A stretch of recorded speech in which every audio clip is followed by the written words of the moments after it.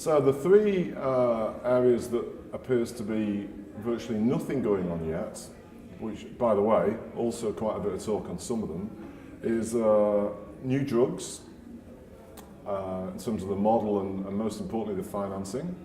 Secondly, vaccines seem to be frequently completely forgotten, which in agriculture, in our view, would be relatively straightforward to solve a bit of the ag problem. And then thirdly, which I often, when pushed about which of one of the 10 is the most important, it's this, diagnostics.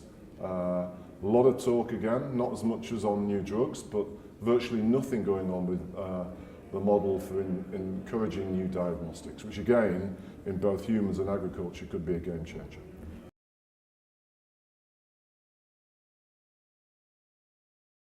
I think money, incentives, narrow-minded thinking by pharmaceutical companies. Like many modern international corporations, they have businesses organised along product lines with return on capital targets.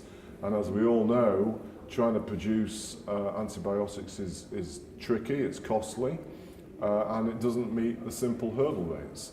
But as I've argued with many pharmaceutical companies, it's completely the wrong framework, because all the other stuff they do will cease to be, where they make a lot of money, will cease to be of any relevance if we don't find new antibiotics. So they need to start thinking differently, as well as governments being a little bit more bold in terms of trying to support some of the incentive ideas that we suggest.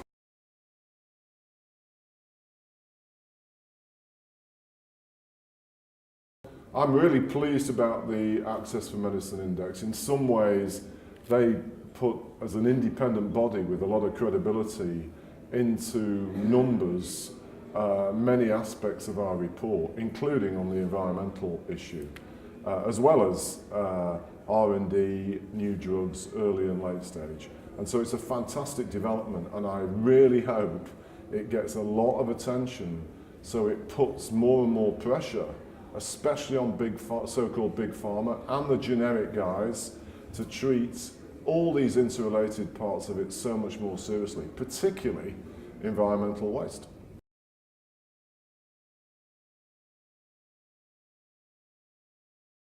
I think the government needs to introduce better monitoring systems, or through its various entities, to actually be checking carefully what significant food producers are doing.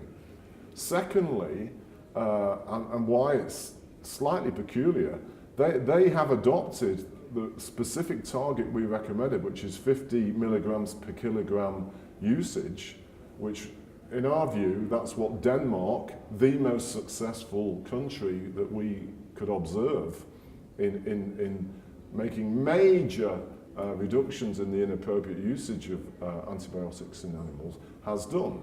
And one of the reasons I say all of it is because that does allow for a bit more rational flexibility than the rather blanket, rigid banning for growth promotion, because as we see in the US, you can walk around that and play games about feeding animals in terms of boosting their health, when in reality you're still just doing it for growth promotion, but you're getting around the law. By introducing a really tough target for overall usage, it means everybody has got to think about doing things to make more genuine productivity improvements in farming, as the Danish have done, rather than these semantic changes that are probably going on across the food industry in the UK. Mm-hmm.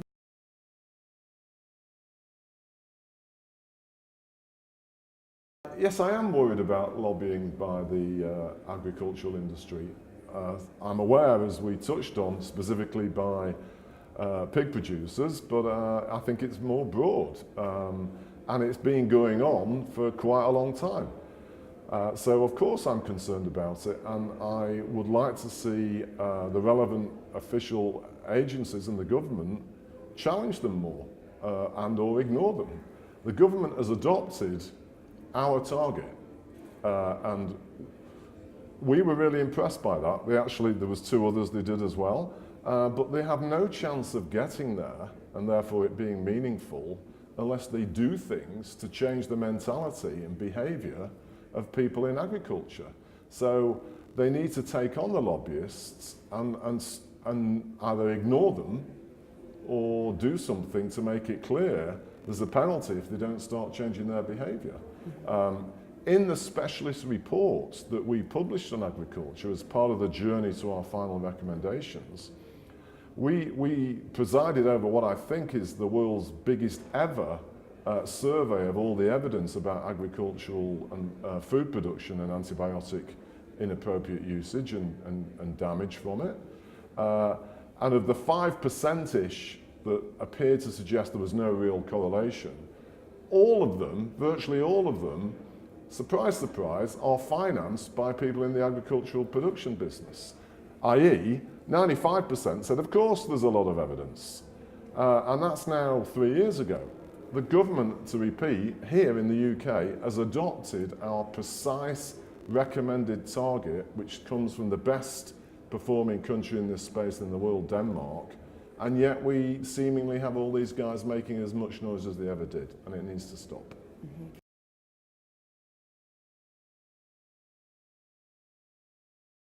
Extremely. By the time anybody will have seen the whole length of our interview, you would have been able to go on the internet and order colistin within 5 minutes, and that is outrageous.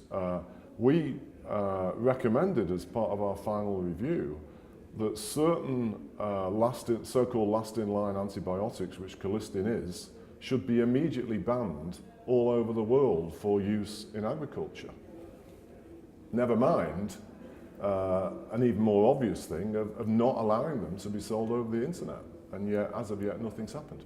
Big companies and no one else either should be allowed to use colistin or other so-called last-in-line antibiotics, which are supposed to be what we as humans fall back to when everything else doesn't work. So they're vital, and we cannot afford to have them losing their power by inappropriate usage for animals. So they should be banned now.